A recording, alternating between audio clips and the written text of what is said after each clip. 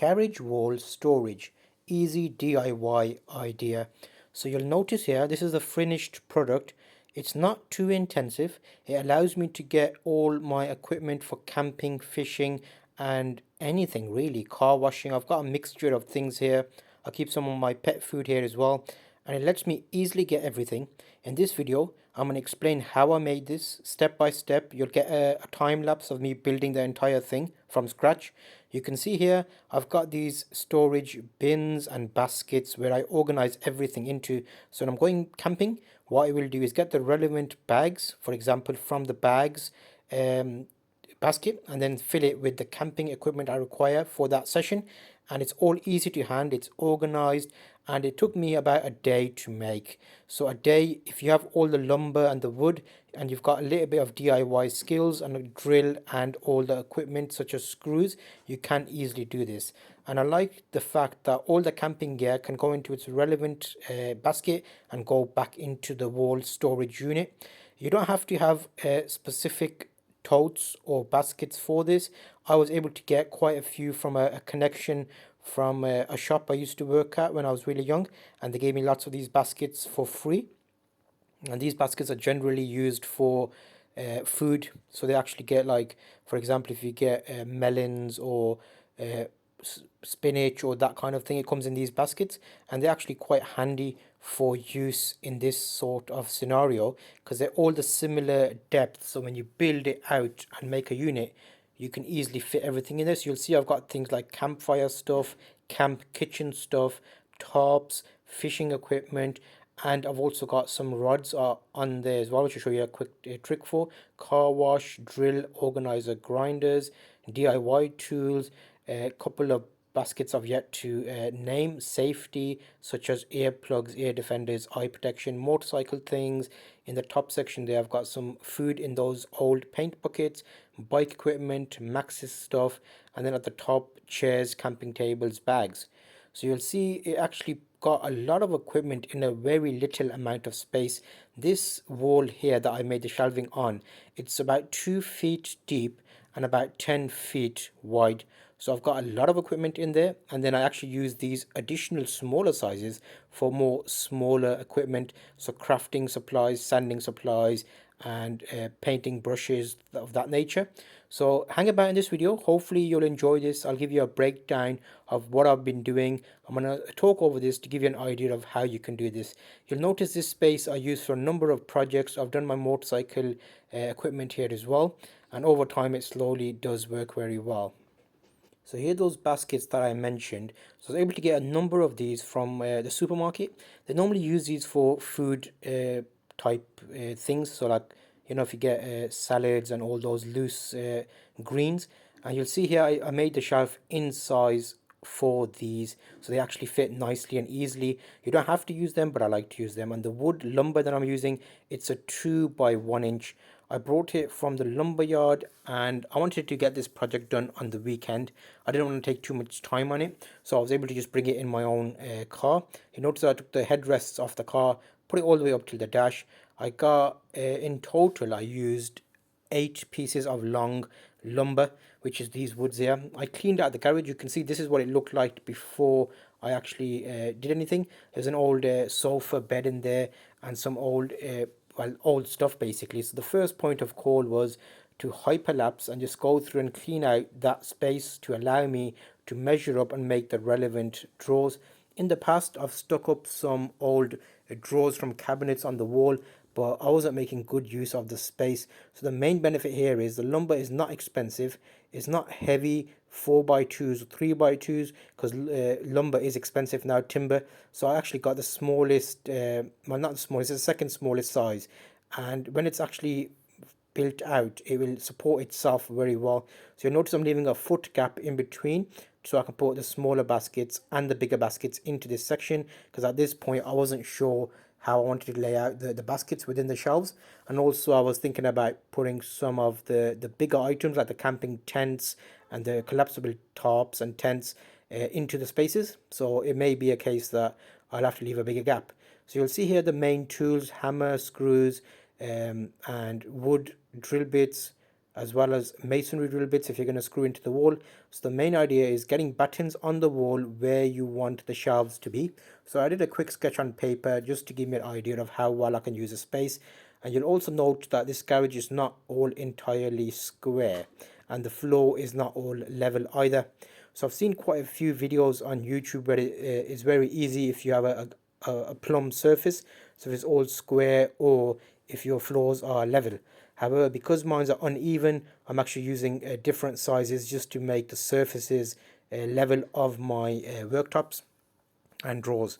So you'll notice here I cut one supporting 3x2, which is where it will be supported in the middle to bring all the shelves in a nice join basically.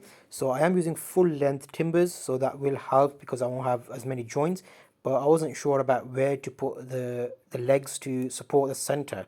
And you'll see as I progress here, this is all over about 4 or 5 hours. I did little bits over time, so I was actually doing a little bit, cutting some wood and doing the next bit. Because it's all in the garage, I was able to take my time. It's not outdoors, so that was nice and easy. You notice every now and again I'm just checking the baskets fit.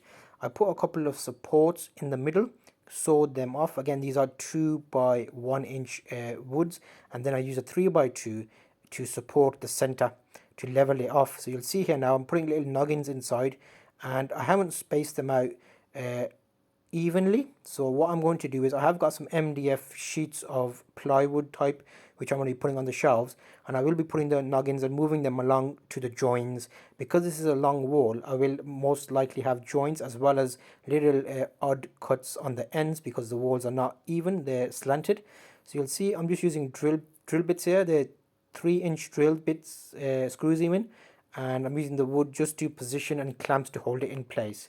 Overall, I think if you have a little bit of DIY skills and you have some essential tools, you should be able to get through this project. Or if you get the lumber, you can hire a handyman for the day, or if someone in your family is quite good, you can ask them to give you a hand. But it's always good to do something like this because as you do it, you will learn little tricks and make it easier for your next project. So over time, I have built this garage out in different scenarios. For the motorcycle restoration, I had to put some shelves up, and now I want to make the best use of these shelves here. We used to have a little stove in the corner which I moved, and you can see it is quite a tall corner. So as it's slanted, so it's like a leaning roof, so one corner is taller than the other. So just keep that in mind. You want your shelves to be even, and the rest of it will should fall into place. So you'll see I'm using nothing fancy here. I'm not using a table saw. The good thing about these smaller woods is you can use something like a jigsaw to cut it, or even a hand saw. So I was feeling a bit lazy, so I used the jigsaw, but you can use a hand saw, which will be as good. So you'll see here I'm just screwing the noggins into place depending on where the actual MDF boards will fall. I'll show you a little section of that as well. And I'm slanted screw into the back just to hold these into place. And I was surprised at how firm this actual storage unit was after I screwed the noggins into place as well as the MDF boards on top. It just squared everything off and gave it the extra support that it needed, and I'll be comfortable to put heavier equipment on this then. So that works quite well.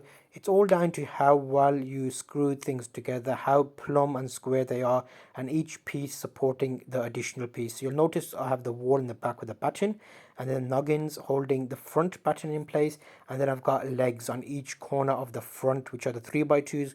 So that gave me a nice even surface, and it reduced the amount of cutting I needed to do to put the MDF board in. I first thought about putting the legs on the inside so the outside of the shelves were flush, but that would have meant me cutting out little sections from the MDF board, and if I store things on here I don't want them falling through the gaps. So you'll see here just putting the MDF board on top, pushing it all the way to the back. This is about 2 feet 50 centimeters deep, and that allows me to have the baskets that I will be putting in place easily to store these. So that should work nice and easily overall. But you can see it's not too intense. I'm not using really heavy wood. I'm not using big thick lumber or shelving units. It's all down to how things tie together.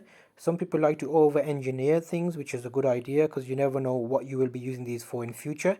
However, if I need to, if I can easily put an extra couple of legs on the front of this if I needed to give it extra support. But I did do a weight test. I stood on there after I finished, and it handled my 85-90 kilograms perfectly fine. There was not a movement or nudge or creaking noise, so that made me get a bit more confident in the quality of this. So I'm giving you a side-by-side view of how I'm doing this and the time it takes to kind of put this together. I had a number of screws, small 2-inch screws for the cross beams in the back, like the noggins, 3-inch screws, and then I used a 1-inch screw to keep the plywood in place. And I also put screws every 30 centimeters. That way it was basically every foot it had a bit of support. So overall I used, you can use this with one drill. I had one drill for drilling holes, I had one drill for a cordless drill for screwing in the screws, and then I had the masonry drill to put holes in the wall. And if you haven't ever put any holes in the wall, you will be able to drill with a masonry drill bit, put a plug in there, then put your screw in, and it will actually stay all nice and firm. So even though there is an odd corner here, you'll notice I was able to get a bit of an angle cut on that, which I just measured, basically measured the top corner, the bottom corner, cut a straight angle and pushed it into there. And you can see here the baskets, some of them are slightly taller, some are shorter, which means I can easily slip things into there. And you can see there I got 1, 2 in there. If I bring this over again, that's 3, that would be 4. So I can get 4 in each section with a little bit of gap if I want to pull them out and put them in. And you'll see with the MDF, I didn't have that many MDF boards, so I was able to piece together some bits here. This is the second part that I've managed to piece together, and the same scenario, just screwed it in place. This will be the 5th basket because we'll have 4 in the first segment, and then as you move along, I'll just have more baskets. And I did make this for this size. You can find baskets on Amazon, like the ones with lids on. But the good thing about these is you can just slide them out and quickly sneak something out or sneak something in. Whereas the ones with the lids, you will have to take it fully out of the shelf and then take the lid off and then take the item out and then put it back in.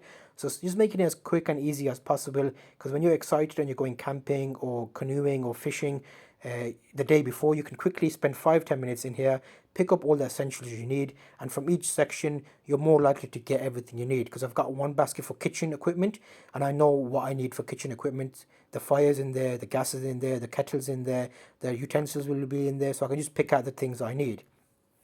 And I did go to the extent of putting a third shelf on the top, which then I was thinking of putting another one above this, but I thought, you know what, sometimes we have higher equipment which can go above here, so maybe I'll leave this open in top. And I put a little layer there, so technically I've made 1, 2, 3 shelves, and the baskets can fit on the top, in the middle, and at the bottom. And as time progresses, I might adjust these a little bit more and put another one in the top. But for now, I feel like this is enough storage for everything I need. I've got some spare space, and it will allow me to free up some of the space in the garage, which I'm using for extra things which can go in the top shelf as well.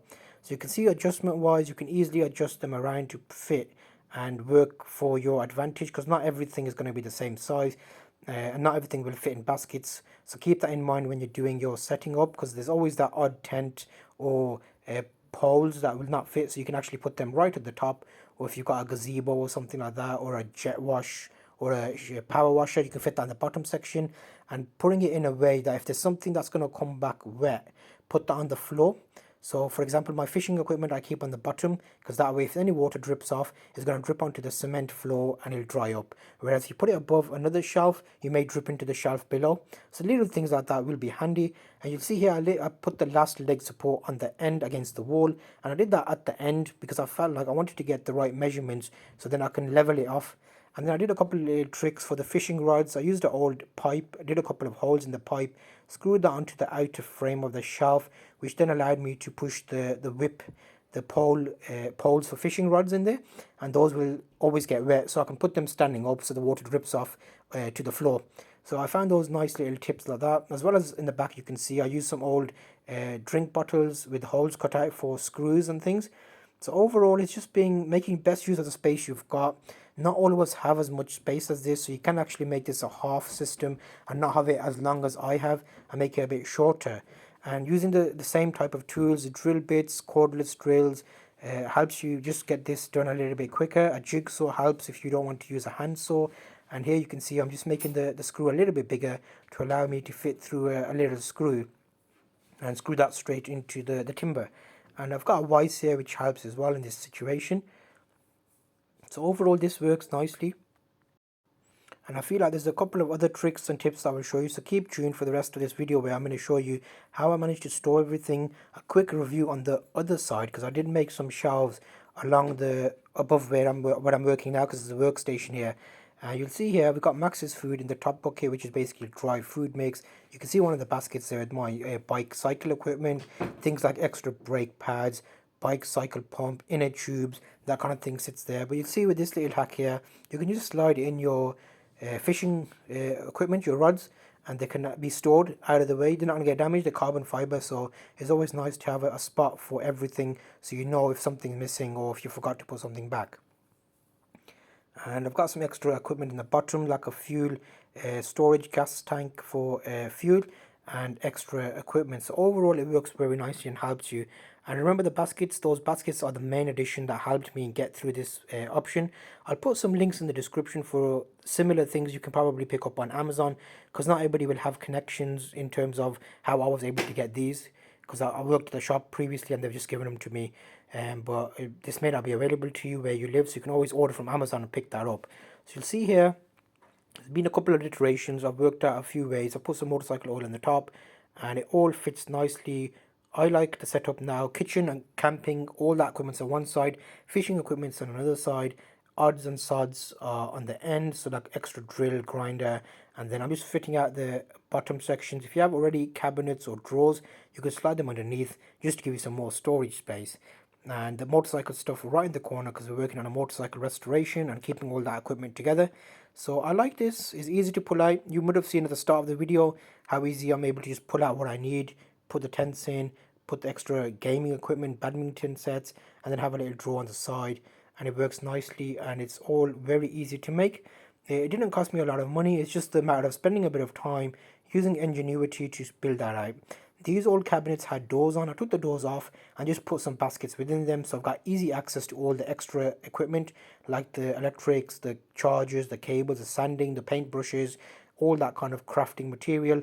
And I'm quite happy with this. I'm hoping you found this useful. I'll see you on the next video in my DIY project builds.